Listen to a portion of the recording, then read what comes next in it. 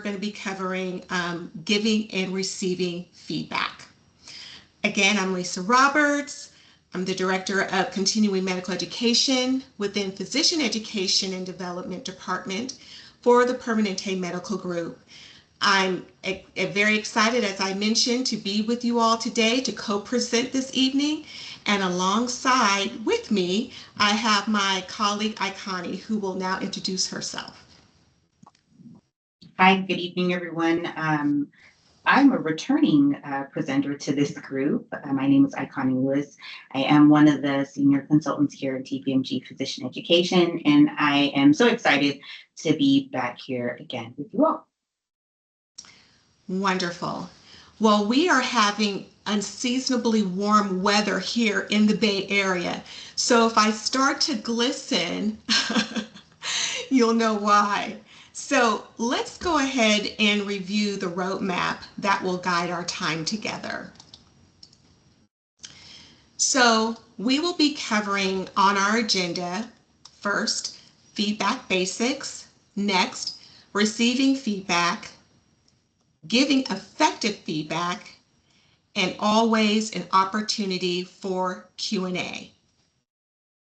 So without further ado, I'm going to hand the mic over to Ikani, who is going to kick us off with feedback basics. Thanks, Lisa. To get us started, we really wanted to make sure that we all start from the same place, right? So it's always good to start at a baseline. And we wanted to start with something such as, what is feedback? Before we do a deep dive into the receiving and the giving, we would love to hear from you. I think you all have the ability to type in the chat. You're more than welcome to come off mic or to come on camera. Love to see your faces. But I'd just love to hear some ideas or some comments on, what do you think feedback is?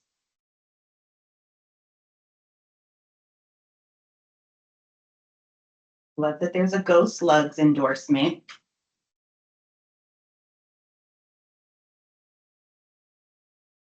What do we think of when we think of feedback? It could also be the angle of, what do we think feedback is not?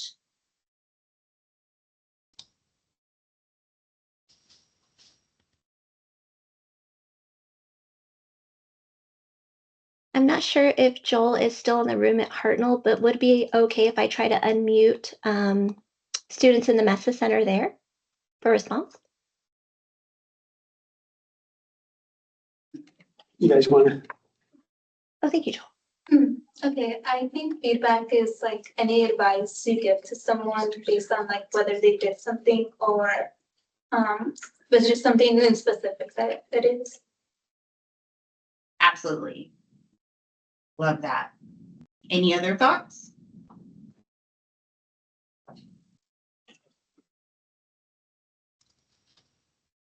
Okay.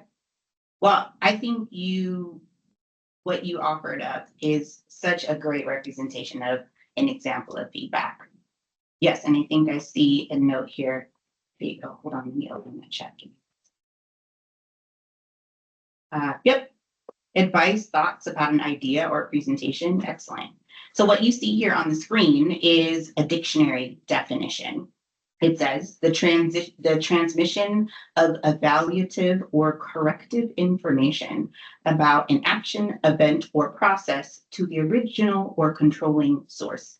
That's a little formal, but it essentially echoes what has already been shared in chat and off mic. So this is kind of like how I think we can summarize what feedback is. Feedback is information provided about an activity, performance, behavior, a piece of work that is used as a basis for what is working well and what can be improved. So the examples that you all have given fit within that definition. So I'm happy to know that we're all kind of talking about the same thing here. The next thing I would love to get some input on is, why do we think this is important? Why is feedback important? Or maybe do you think it's important? So I would love to hear some thoughts on the importance of feedback. Is it important? Is it not important? Why might it be important? Is it helpful? Is it not helpful? What do we think about that?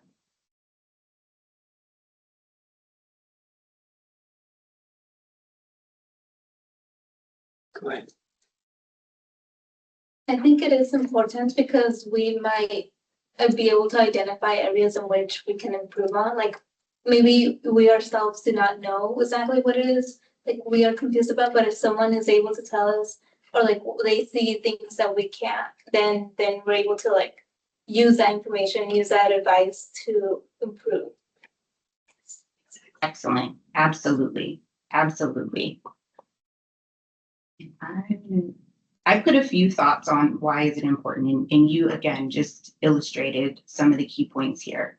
If feedback really does foster continuous growth, and when Lisa and I are putting together this presentation, we tried to keep in mind where you're at currently in your journey, right? You're students, you're seeking education to pursue a particular career path. Along the way, you're going to receive a lot of feedback, and that will just assist you in your growth along your career journey. The other thing that it does, and I think it might have been mentioned, is it does reinforce strengths, things that we're doing well. It increases self-awareness, right? And it can also help clarify goals and directions. And that's exactly what was mentioned around, maybe getting advice from someone who has a little bit more experience and can help clarify a path that you should take or a clearer goal. So that's exactly right. That is some of the value to feedback.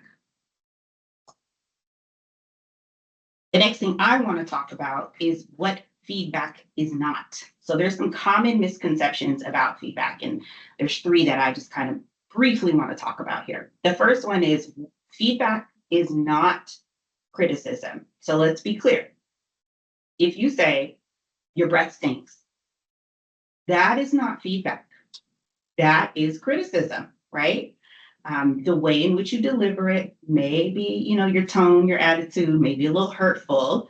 It is criticism. Feedback, again, is based in an intention of reinforcing some strengths or providing input to help further growth and development. The next bullet I want to talk about is feedback is only given when something is going wrong, when something is bad, when something is broken. I think sometimes we think, oh, I'm getting this feedback because I must have made some sort of mistake. That is not true. There is such thing as positive feedback, and we'll touch on that later. There's lots of opportunity for feedback to be useful to all of us in a variety of ways. And then the last bullet says, if you're good at something, then you don't need feedback. That's also not true.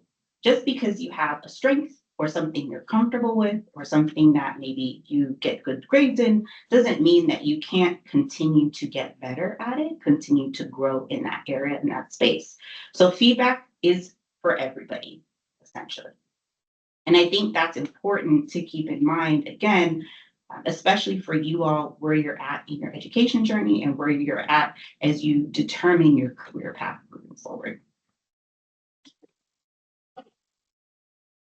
So let's take a moment to talk about different types of feedback. And I kind of had mentioned this earlier. There's so many different ways that we receive feedback and the ways that we give feedback, that we provide feedback. And there's a lot of different types of feedback. And that would be like a semester-long course if we were to cover all of that. So instead, we wanted to highlight some common types that you will see, you'll experience, or perhaps you may have heard of before. First 2 are formal versus informal feedback. So formal feedback is typically given in a structured format, right? Maybe that is a performance review with your job, for example. It may also be delivered during a designated time, and maybe it's documented, like some sort of written report. Informal feedback is delivered in real time, and oftentimes it's just spontaneous, right? So it's on the spot feedback. Then you have subjective and objective feedback. Subjective feedback is based on opinions and interpretations of something. So what that might look like is if you've turned in a paper, um, perhaps your professor has written notes on ways that you could maybe enhance your writing, context that you can continue to add to that paper. Objective feedback is really focused on measurable data and facts.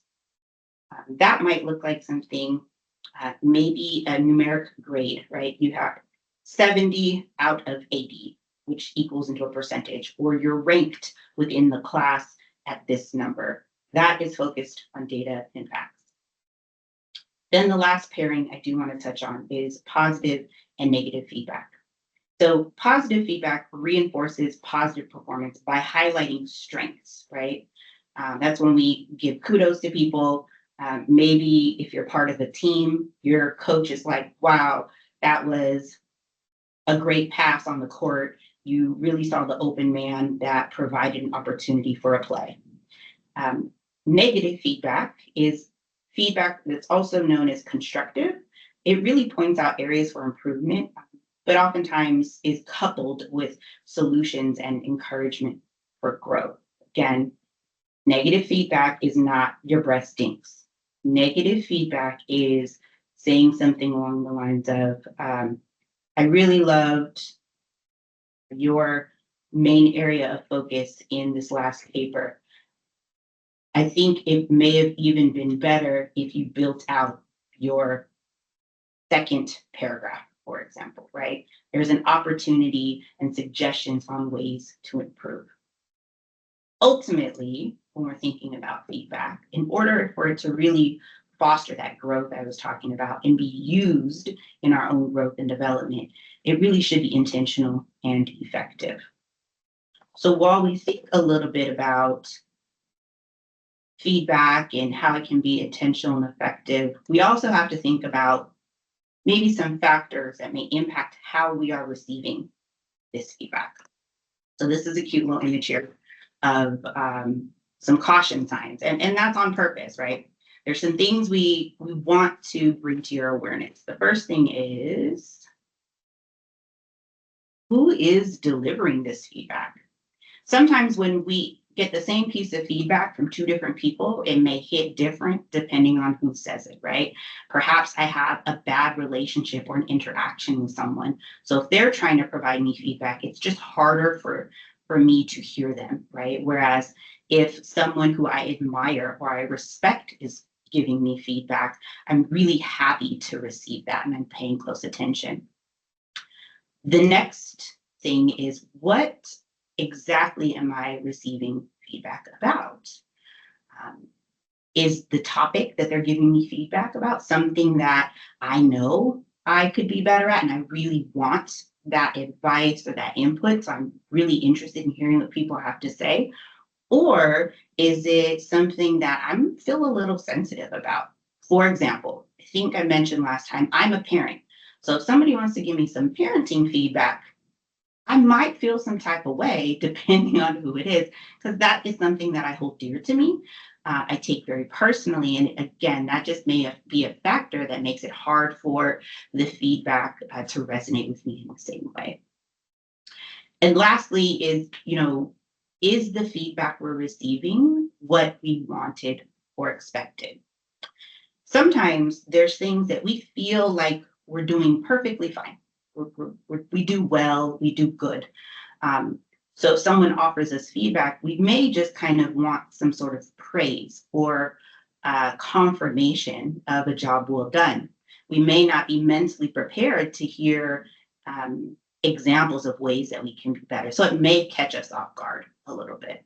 So those are the things that we think is important as you're reflecting on the feedback that you're getting in your life, that you keep in mind and let it sit with you for a moment before you decide to, feel some type of way about this feedback, and maybe not take it in the way that you could. So now that we've kind of covered the basics, I'm going to pass the mic to Lisa, who's going to spend some more time discussing receiving feedback. Great, thank you, Iconi. And I just want to check my understanding that I was tracking you correctly. So when my daughter says to me, as I've spent multiple hours getting ready for a social event, before I leave the house, she looks at me up and down and says, "Are you going to go out like that?" Now, would that be constructive feedback?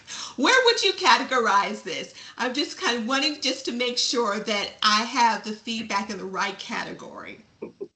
I feel like your daughter should have took my communication skills session that we discussed last time I was here. And that might be borderline criticism. I put that in the Yes, category of your breath stinks, you know, not really exactly. feedback. Your breath might stink, but if they want my breath not to stink, they could have said it in a more constructive way. So Exactly. Exactly. Well, thank you for that. I just want to double check. That's what I thought, but just wanted to confirm. Thank you. You did a great job in outlining the basics of feedback and helping with my understanding. As we move into specific areas of the feedback exchange, we will start to build on those foundational concepts in the beginning, especially with our next section, which is receiving feedback. So, a lot of people are familiar with the phrase, "it's better to give than to receive." While I generally agree with this idea, its significance becomes even more greater when it comes to feedback. So, let's check in with Penny and see how she receives feedback at work. And if you can't hear the video, just go ahead and unmute and let me know. But we tested this, so it should be okay. All right.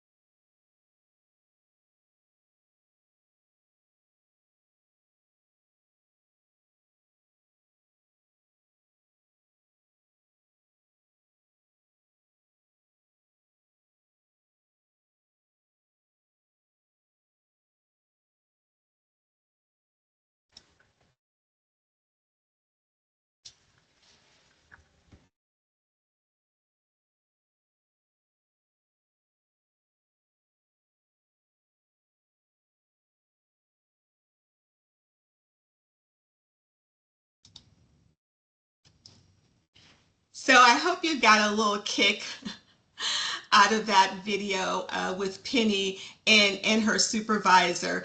And honestly, I'm not sure if the little brother is going to perform any better, especially with taking naps. I think he'll probably snooze a lot more than Penny did. This cute, lighthearted take on receiving feedback, it's interesting and it kind of brings levity to the feedback exchange. But a lot of what we saw with Penny can happen during feedback in a variety of situations, whether you're at school, work, home, with family, or with your peers. So I'm curious to know, how do you receive feedback? And think about it for a moment. Do you tend to get defensive, resistant, and agitated? Or are you neutral, where everything is fine and you're not affected? It's a-okay. Or perhaps you feel defeated, sad, possibly shamed or embarrassed. So you don't have to say it out loud, but just kind of think to yourself, where do you land? Now, if you ask me, I would say, similar to what Iconi covered in Feedback Basics, it's really multifaceted. It depends on three primary ingredients. Your natural wiring is number one, and we're going to circle back to that in more detail. The next, Iconi touched upon these two areas in Feedback Basics. Number two, who is giving the feedback? And the content of what is being shared. These ingredients fall within styles of feedback. So let's take a look at each of these styles. In their book, Thanks for the Feedback by Douglas Stone and Sheila Heen, they describe three styles of feedback and their characteristics. So let's go ahead and break this down. So we have evaluative, and that characteristic or trait or what distinguishes this type or style of feedback is assessment, right? So this is where this tells you where you stand or your position in relation to expectations and to other people. It aligns expectations between two people and clarifies consequences. So what I would use as an example of evaluative is grades or our grades. So grades, depending on where you fall in the spectrum, whether it's A, B, C, D, or F, it will communicate whether you are being able to master certain content. It plots you where you are. And if you're on the lower end of the spectrum, the potential consequence could be that you might have to take that class again or having to do the assignment over. So the next style of feedback, we have coaching, and that characteristic is advice. So that's usually the nature of that style of feedback. It's feedback that's aimed at helping you to improve, learn, grow, or change, either to meet new challenges or to correct an existing problem. So if you are a basketball athlete, and though you are 6'3", you can't do a layup.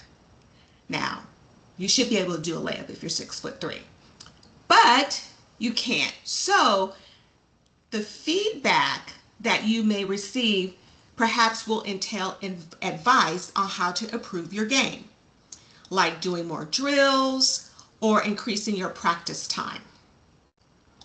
And the next style of feedback is appreciation. And what distinguishes this style of feedback is it's rooted in recognition, motivation, and thanks. So these efforts within the appreciation feedback are acknowledged, your efforts are acknowledged, and it makes you feel worthwhile. So for example, like if you took a test and you aced it, or you submitted a project and you got a lot of praise from your professor or from your peers, that would be appreciation.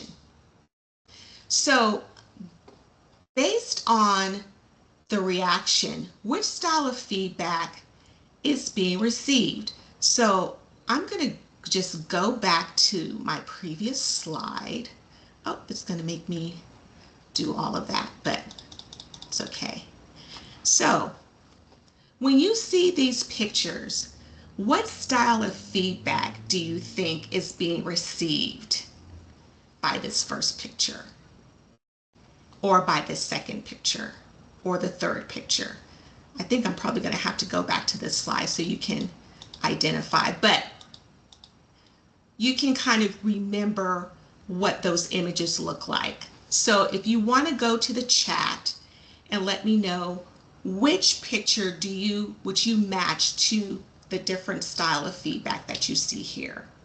Which picture would you say, wow, that person is receiving evaluative feedback? Or the middle picture where everything is a-okay, maybe that person is receiving appreciation or coaching. Or the third picture where the person was sad or feeling embarrassed or shame. Where do you think that they would fall within this?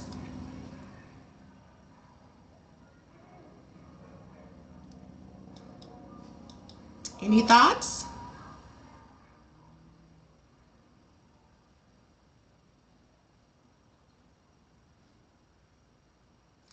What do you think, Connie? I can tell you what I think based on. Go ahead. I think the one with the lady with the steam coming out of her ears, right? Yeah. I'm immediately thinking she looks upset, angry. Maybe somebody gave her comments about her parenting. I don't know.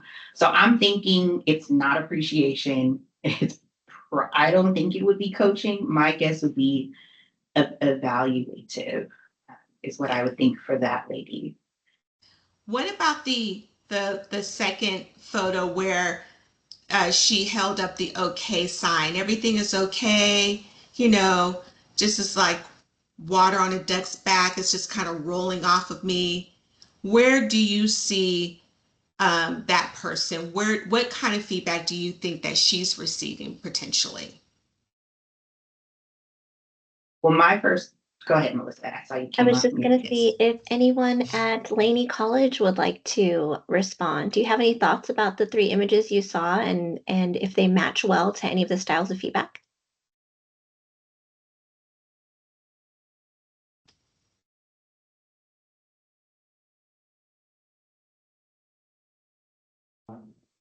How about Mission College? We haven't heard from you yet. Oh, I think I see a someone's hand. Yeah. The second one I would definitely think is appreciation, because there's not, like, she doesn't seem upset and it's like there's not much to go off of, but just a thumbs up I think would be appreciation. I would tend to agree with you. And the last one where the person seems kind of sad, despondent, and withdrawn. What kind of feedback do you think that she's receiving? Evaluative, coaching, appreciation?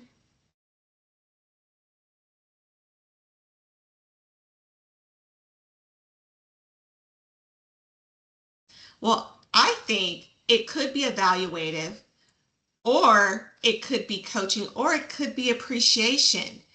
And you'll find out why I'm saying it could be all three, because when we get into our different reactions, that's innate to us. Remember, I mentioned wiring, and we're going to talk about that in greater detail. Sometimes if a person who is on the spectrum where their natural response is always kind of, very not even neutral, but more kind of like kind of down on themselves and maybe in a more negative space, they may hear something positive, but the way they receive it because of their disposition, it may not resonate to them as being positive. Oh, sorry, it's a lot of us with one computer, but the angry looking one could have been non-constructive feedback. Absolutely. Yes, it could have been, right. Exactly, like my daughter. Moving on, but thank you for your response and for your interaction. So now let's return to our wiring. I kind of gave you a sneak peek because I really feel that this section is critical, and we're going to spend some time here. So I'm really looking for some response and some interaction. And please, if you can, use the chat or or unmute your mic. Our wiring or our natural tendency of reaction. The primary difficulty when we receive feedback is that it triggers emotional responses that potentially can cloud our judgment and prevent us from properly comprehending the feedback. Understanding what triggers you and how your own particular wiring affects your reactions can help you get control over these reactions. So let's talk about it.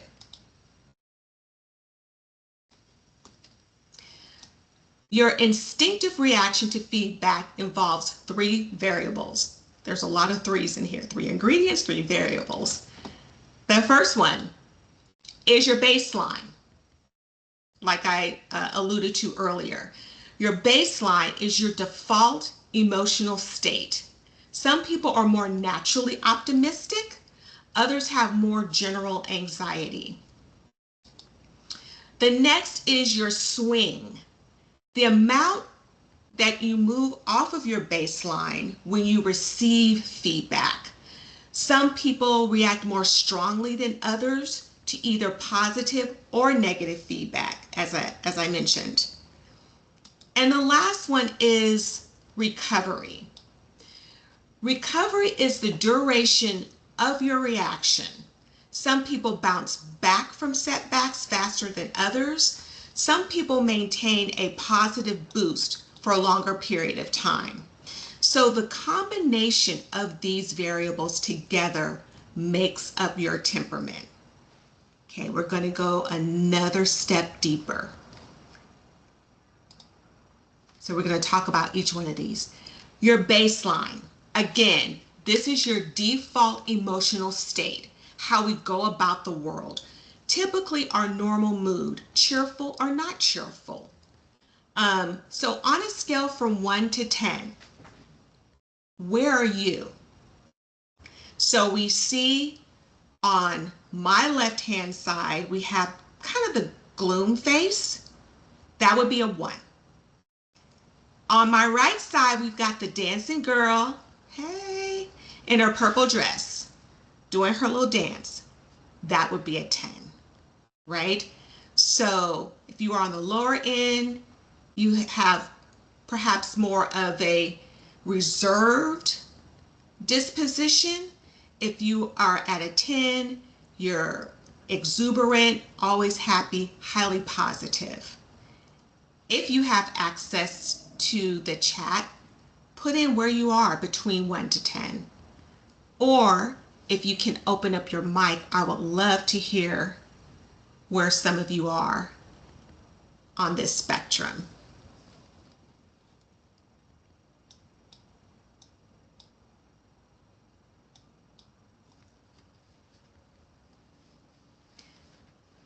While people are thinking, I'd be happy to tell you where I think I am.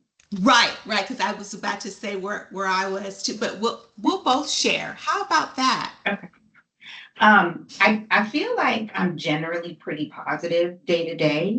I'm not quite dancing lady in purple dress, so I don't think I'm a 10. I'd like to think I'm somewhere maybe like a 7 as my baseline, my default, my everyday mood.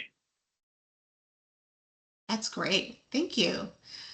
As I was doing this, of course, when I was preparing this information and putting together the content, I, did a self-evaluation, gave myself feedback. And I would say I kind of fall right in the middle. But if I'm to be honest and transparent with everybody in the room, I can tilt under the 5 at times. Sometimes I can.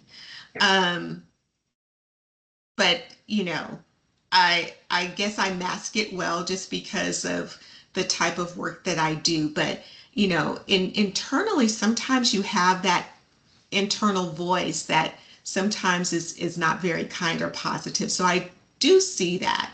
But we're going to talk about recovery in a little bit, but I think I recover pretty quickly. Anyone else would like to share? I was going to see if anyone from West Valley would like to share. Where do you feel most days of the week in terms of this picture? On the left, a little more on the gloomy side, or on the right, girl in the purple dress who's dancing, or maybe somewhere in between?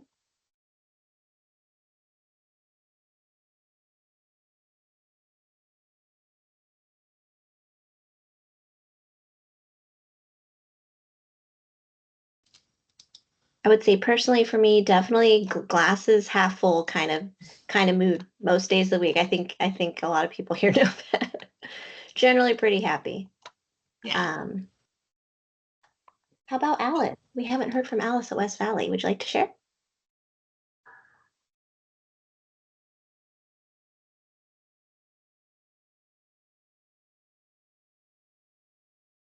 Well, we will definitely have some more opportunities to hear your voices and to hear you share your thoughts about this material. So I'm going to go to um, our next attribute here, which is swing. So your swing is the amount you move off your baseline when you typically receive evaluative feedback. So I was trying to find a visual where there were some bats, but I couldn't find one. So I think the glasses serve as a good illustration. So when we get feedback, how far does it move you from your base? So if you are more on the positive, happy side where the dancing little cartoon was, when you hear evaluative feedback, how far do you swing off of your base? So sometimes we can receive the same feedback. For example, not getting the grant or scholarship you apply to. For one person, that would be devastating news. So they would swing high. So high means they're pretty far away from their base, from their core. This same news where you were denied a scholarship or a grant might just be sort of annoying to someone else. And that person would have a medium swing. So they're not too far off of their natural instinct. They are off base, but not to the extreme. And here's the third person who may have heard that same information.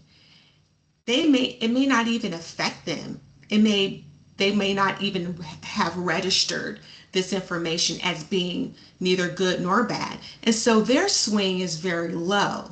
So they're staying very close to their baseline. So regardless of your baseline, you have a certain swing tendency. There are people who are just neutral.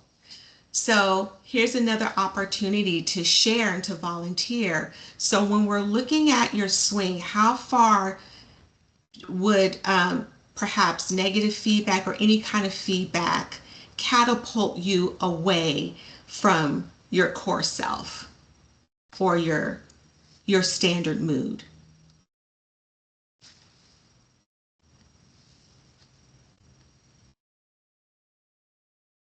I see a hand.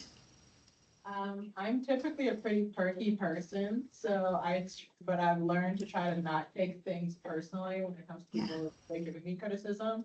But it also depends on what it is. So if it's like something I got like a bad test, I will take it as a personal affront to me. It's just I didn't do well that time. But if Mhm. it's, I cooked you something, and you're like talking about how trash it is, I'm like, okay, maybe back up a bit. That's very healthy. Very, very healthy. I mean, we're going to talk about in a little bit how to receive feedback effectively. So that's definitely on point. Anyone else like to share?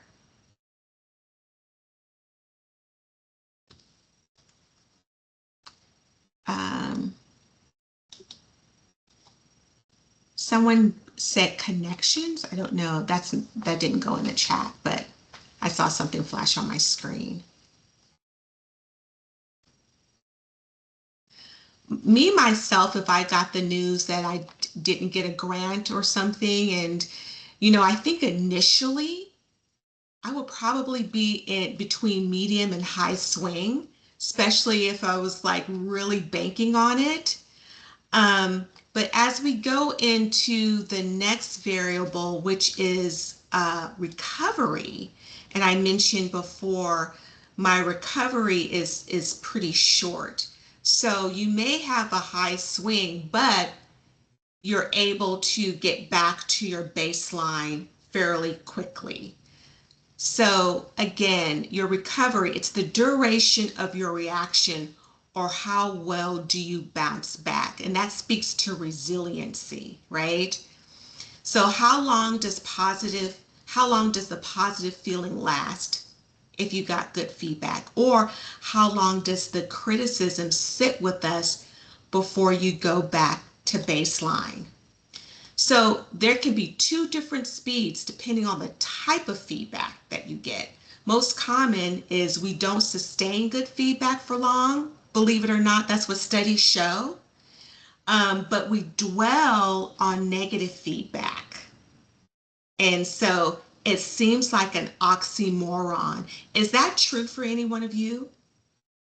Where you'll get the positive feedback and you take it in, but if it's followed up, or there might be another instance where you might hear something negative that is critical, not constructive, that lasts with you longer.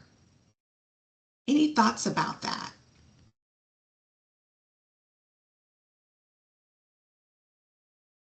Do you find that to be typical? I would say that I'm like that, where I hold on to the negative much longer than what I should. I saw you unmute, Melissa. Would you like to share or call on someone? I was just curious if any of the students felt similarly. Do you find yourself focusing mostly on the negative, even if someone gave you praise and gave you some great feedback about something that you did, but maybe it was followed up with something like, oh, you could do this, or there's room for improvement. Do you find yourself mostly like whoa, it's all bad, despite all the positive words that you heard?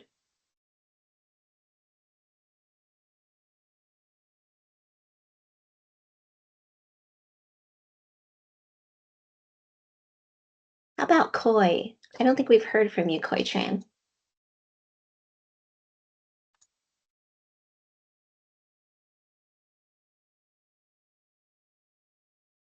That's okay. Feel free to enter any thoughts or feedback about the question in the chat. Absolutely. So I don't know which ones are singular individuals or they're in a group. So definitely, if you are at your own laptop, put your comments in the chat. Would love to see them. Okay, so this brings us to this portion of the talk. And so we really did a deep dive in trying to understand our triggers, trying to understand our own inner workings, and how certain feedback can either not affect us, affects us greatly, or somewhere in the middle, our recovery time, and more importantly, kind of where we are on the spectrum. Where is our landing spot? So what I'd like to move us towards now is another element of receiving feedback, which I think this is the big takeaway for this section. Let's listen to this leader and hear her thoughts.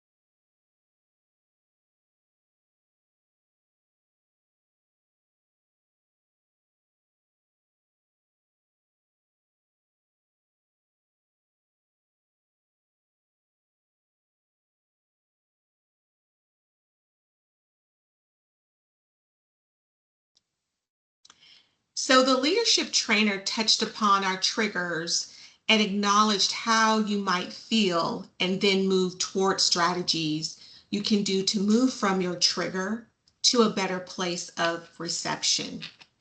So I would really like to punctuate her guidance by sharing a tool that I believe can help you to receive feedback more effectively.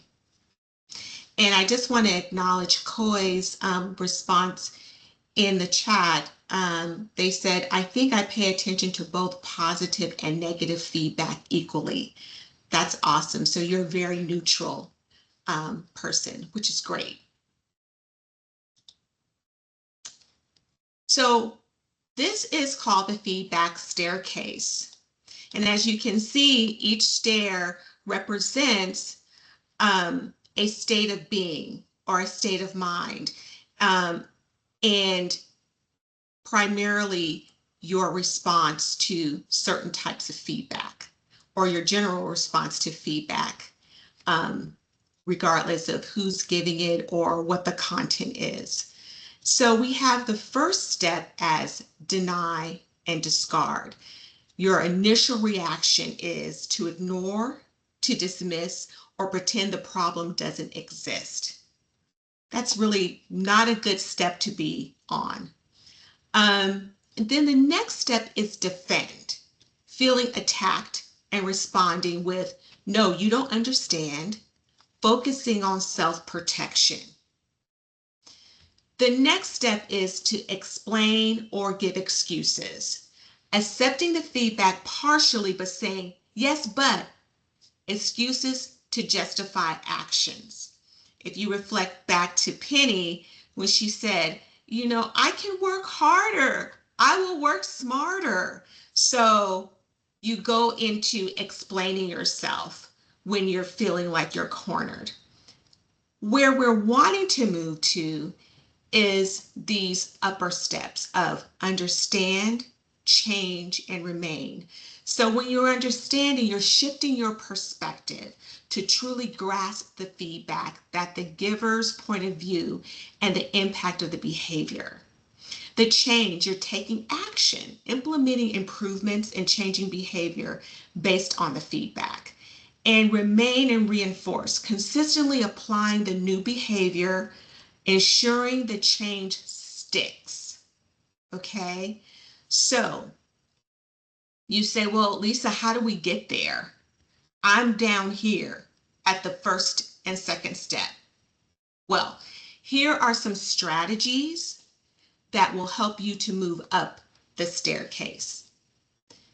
Shift from denial and defensiveness. What you're wanting to do is to move from that step and replace it with curiosity. Move from they're wrong to tell me more to get a better understanding of the message. So don't feed into your first reaction of defending and denying, because that's a self-protective mode that you're in. Instead of doing that, be curious, be inquisitive. I know it's hard to do, but take a beat and ground yourself, listen a little bit, and ask a clarifying question. Next, with explaining or using excuses, practice active listening. So that's part of finding your way to curiosity as well. So when you're receiving feedback, don't interrupt or start to immediately justify, allowing time to process. Active listening. And the next is, well, how do I get understanding? How can I break through my rigid mindset to get to understanding? You're wanting to ask for concrete examples. You're wanting to request specifics. So if the feedback is vague or if you're not understanding, it is completely fine to ask Well, can you give me an example? Because you're wanting to have the information where you can actually start to take action and take that last step up to change and remain. So when you are at change and remain, ta-da, that's the top tier. That's where you adopt a growth mindset. So you view feedback as a tool for development rather than a personal attack. So that's the feedback staircase. Now we're going to move to from receiving feedback effectively to the last portion of our presentation where Connie will cover giving effective feedback.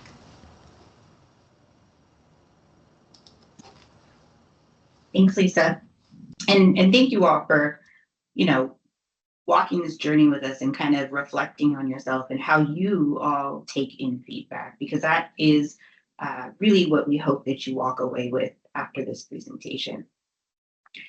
Some of the key things that Lisa touched upon, around our swing and our baseline, our recovery, even the video clip around, how can we effectively process feedback, all points to the fact that even giving effective feedback isn't necessarily easy, right? When we think about some people's baseline, they may be like dancing girl or they may be mid-face. It depends, right? And that can be some of the challenges when we're trying to think about how can we offer feedback to other people. Let's start with that. Oh, I thought it was Is there an echo? Yeah. Hi, Shakira. Hi, sorry about that. I was just That's trying to get okay. better audio. You're good. You're good. Good. So let's start with challenges with giving feedback, right? Things that may be in our own mind before we decide to deliver feedback to folks. Again, we know that we want it to be intentional, we want to be thoughtful about it, and we want to make sure it's effective, that we're not just saying your breath stinks, but we're saying, hey, I noticed you had garlic pasta for lunch. That must have been delicious. Perhaps you would like a mint, right? That's feedback. I'm trying to help you get better and address this bad breath situation. So when we're thinking about challenges, the first one that you see here on the screen is negative emotional reactions. So our thoughts in our own head of, ooh, if I give this feedback, are they going to be angry with me? Are they going to be upset? Are they going to be sad, right? And that's not what I'm trying to cause. I'm just trying to give them more information to either help them get better or to reinforce their strengths. The next thing is damaging relationships or creating conflict. If you're trying to offer feedback, perhaps to someone on your team, perhaps to a coworker, or to a friend, maybe you're working on a group project with a friend, and you still feel like you have some feedback that might help them, but you're a little worried that they may not like me. Or we may stop talking, we may stop engaging the way that we do. And again, you're thinking, that's not what I'm trying to cause. I'm just trying to pass along some information. And then the last challenge that might be circulating in our head is simply just like, it feels awkward, right? Sometimes we doubt our own capabilities of, being maybe having enough information to even give this feedback. I think someone in the Mesa conference room had mentioned, someone they say I cook something and it doesn't taste good, right? Well, how do I know it doesn't taste good? Maybe I've never had that dish before. Like maybe it's weird for me to offer this information. I'm not an authority on it. Or how can I find the right words? How can I frame it correctly? So there's a lot of things that we may be thinking through as we're trying to put together feedback that we really believe can be helpful to others. So that's where a feedback model comes into play. So a feedback model, kind of some of the other tools that Lisa had spoken to, it's another tool. It's a way to approach feedback to ensure that it's structured and really focus on the intention of being as effective as possible. Now, there are so many different feedback models out into the world. And I would encourage you all, if you ever find yourself in a moment of, oh, I really need to communicate some feedback about something, it doesn't matter what it is, and you're having a hard time trying to figure out what's the best way to approach it, what's the best way to frame it, you can go online and look up different feedback models to help you structure that. The feedback model that we're going to talk about today is the SBI feedback model. It's a really common, well-known model. And SBI stands for situation, behavior, and impact. So the situation is going to first define or describe when and where the behavior occurred, right? It's giving some additional context. The behavior is, what that person did, said, produced specifically. So what is the thing that we're talking about that we're going to offer feedback on? And then the I for impact is, how did this behavior affect others or the work product or the team or the goals? Like, what was the impact of the thing that we're offering feedback on? So again, just utilizing this SBI model really kind of helps to make sure that the feedback we're offering is actionable, it's specific, and really constructive. Because again, we don't want non-constructive feedback. We don't want criticism. We want something that's rooted in opportunities for growth and improvement. So let's get some examples here. All right. Talking about it is all fine and dandy, but I felt like offering an example kind of helps understand what do the words sound like. So here's example number 1 that I'll read out loud. It says, I noticed that you missed the deadline for the project deliverables that were due last Friday. So that's the situation, right? Your delay in submitting the final reports caused a ripple effect in the project timeline. That's the behavior. It was their delay in missing deadlines, right? And in missing deadlines. It affected the team's ability to meet our deadlines as team members were waiting for your input. It really is crucial to prioritize time management and meet deadlines. So that's the impact. That's the impact that behavior had. The second example that I felt like it was important to bring forward, because again, feedback isn't just negative or constructive. Feedback can also be reinforcing strengths or positive outcomes, goals, or behaviors. So example 2 says, in this morning's team meeting, that's the situation, that's when it happened, you clearly outlined the project's roadmap. That's the behavior. That's what they did well, which helped everyone understand their priorities and feel prepared. So that was the impact. They were prepared for the meeting, they were clear in their presentation, and it really helped everyone else's understanding. Do those make sense? Or I'll pause for any questions, thoughts, or comments on this. I do want to make sure that this kind of makes sense to folks. Let me know what you think. You can give me a thumbs up if you're like, Connie, that's crystal clear. I get it.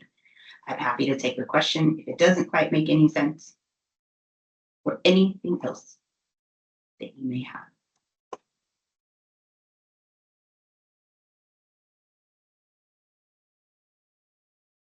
I'm going to assume that that makes sense then.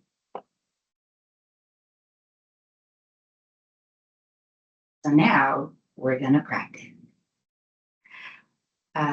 Again, Lisa and I really wanted you all to walk away from this presentation reflecting on the ways in which you process and take in feedback to ensure it's as effective as possible, that you really take away any nuggets of information that continue to help you grow. We also want you to have some skills and some practice in delivering feedback that is equally beneficial to other people. So I will be looking for a volunteer to provide feedback for the prompt I will show. So everyone, this is James. And the scenario is, the situation is, a group member, James, was a great contributor to your group final project and presentation. And the instructions are, I would love for a volunteer to give James some positive feedback using the SPI model. So I have that indicated here. In your feedback, just make sure you outline what's the situation, what's the behavior, what did James do that was a great contributor. And I intentionally left that non-specific so that you can determine what are the things that James did really well, being a great contributor, and then what was the impact that it had. Do I have any brave volunteers?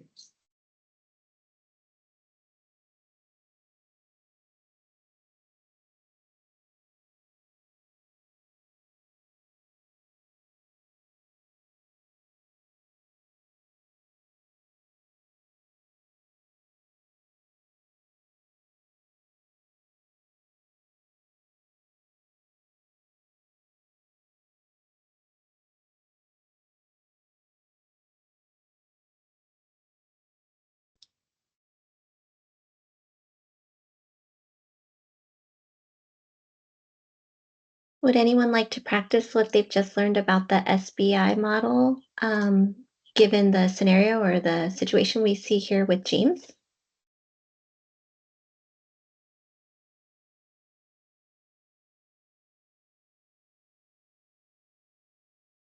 Anyone at Mission College?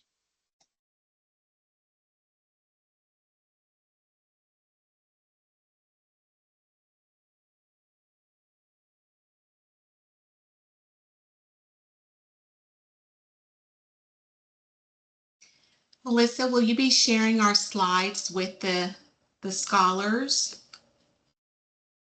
Yes, I am happy to share a copy with all campuses, if that's fine with you, following the discussion. Yeah, just if we don't have an opportunity to practice, maybe this is something that they can add to their toolkit and they can practice with their peers when they have an opportunity. Sounds like a great plan. A great plan. But since you're off mic, Lisa, would you Yeah. like Oh. to take a stab at giving James some feedback about how he was a great contributor to the group final project and presentation? Sure, I'd be happy to. Hey, James, how's it going?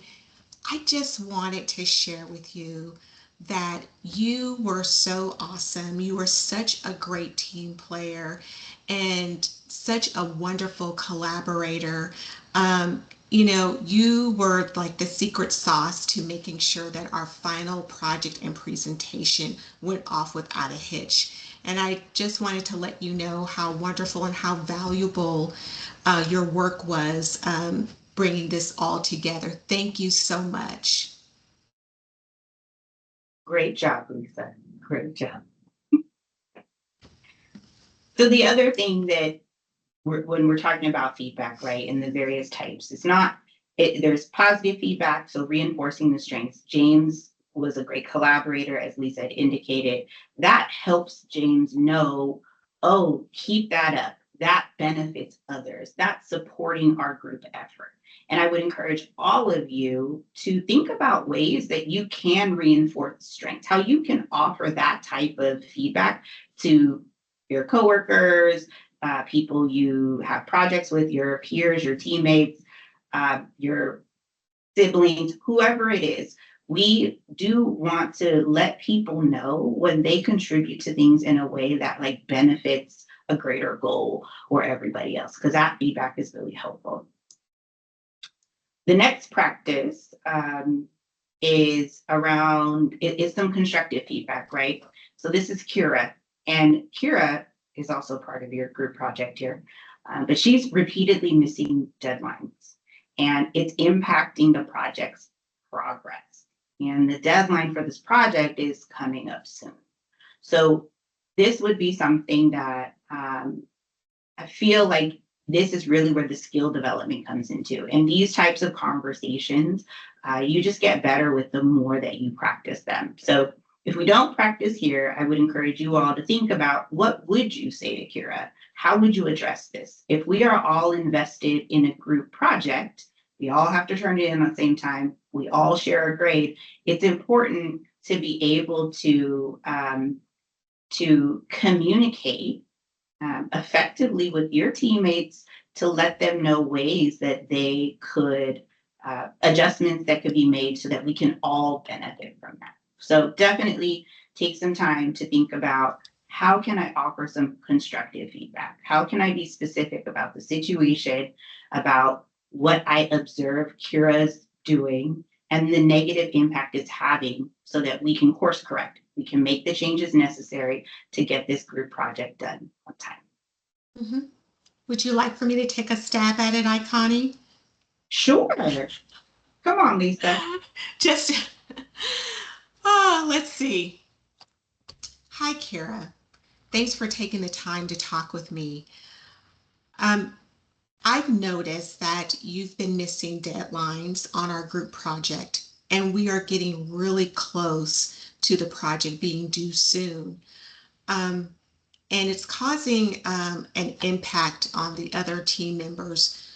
And I just want to ask you, is there something that you would like to share with me that is preventing you from being able to make the deadlines that we've outlined for this project? I think that's great. And even just stopping there, I want to point out that Yes. what Lisa's doing, Lisa is not solving Kira's problems. She's not assuming that she knows what the issue is, right? Um, I know when I was in college, there was a lot of group dynamics when it came to group work. And there's almost always someone in the group who kind of want to take control over everything. There may be someone in the group who doesn't want to contribute at all. So there's a wide variety of personalities and individuals.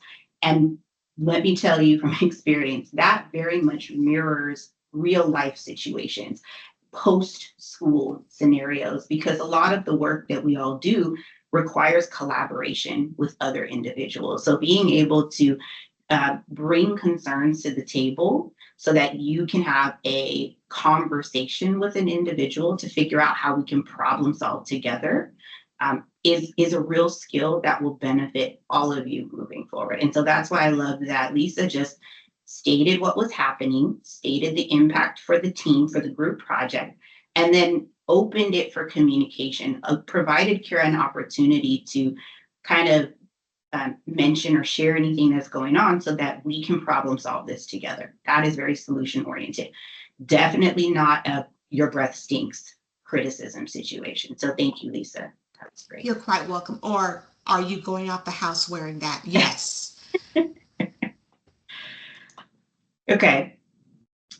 So I think now we're going to take this time to wrap us up. And there are some key takeaways that we hope that you can kind of hold on to and take with you moving forward, because we know we covered a lot of information.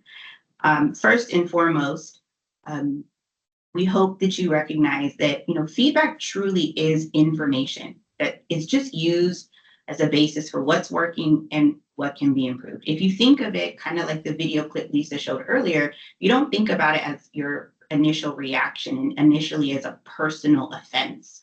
And you really think of it as pieces of information that can be helpful moving forward. That is just a great way to view feedback. And then the next thing is, using a feedback model like the SBI model that we just demoed can be a helpful tool to provide clear, concise, and specific feedback to others with the goal of being as effective as possible, hoping that they receive it in a way that just helps progress and grow. And for the next takeaway, recognizing your three instinctive reaction variables, your baseline, your swing, and recovery, can assist in reducing triggered reactions when receiving feedback.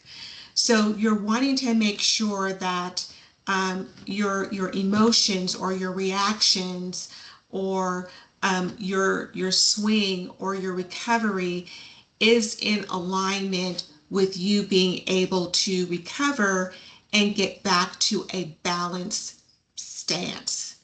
And this goes into the last bullet point, which I think is one of my main takeaways that I would like for you all to refer back to, is utilizing the feedback staircase or a similar framework. Like Ikani mentioned, there's lots of different tools and resources based on the content that we talked about today that you can Google or go online, that you're wanting something that will provide the strategies that can help you to transition from where you are on that lower step of denial to a growth mindset, enabling you to receive feedback effectively, which will ultimately help you in your progress and in your growth and in your pursuit of your goals and aspirations.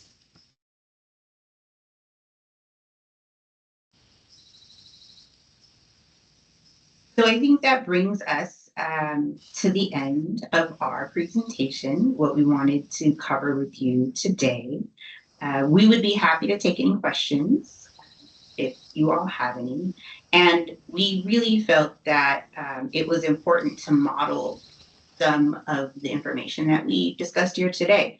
So we have an ask. We would love some of your feedback on this presentation and kind of what we shared with you. You can use your cell phone to scan the QR code. There's literally only 4 questions, and the first 1 or 2 is like multiple choice. But providing this feedback is really helpful to us. If you are our target audience, we want to ensure that we're sharing information with you that's helpful, and this form of feedback would help us make any sort of adjustments, changes. And don't forget, if we do anything amazing, positive feedback is helpful too. So we know not to cut out, the penny video, which I thought was super cute. So any feedback you all could offer to us would be greatly appreciated. Lisa, any closing thoughts from you? No, I just want to thank everyone for showing up. Thank you for your time. Thank you for your attention. And I'm hoping that you got something tangible and practical out of the presentation that we shared this evening. And thank you to Melissa and Ruben. I don't think he's on, but thank you for all of your awesome help and support. And thank you, Ikani, for being my co-presenter. Yeah, thank you guys. Thanks, Melissa. Anything else we need to do, Melissa? Thanks so much, Ikani and Lisa, for this wonderful presentation. To anyone, if you have any questions, please feel free to enter that into the chat now. And as mentioned, feel free to scan the QR code to provide feedback on this presentation. Also, you can expect slides. Lisa and Ikani will be sharing the presentation. I'll be happy to share those with you. So thank you everyone so much for joining. I hope you have a wonderful week. Thanks, everyone. Good night. Can I put it down? Oh.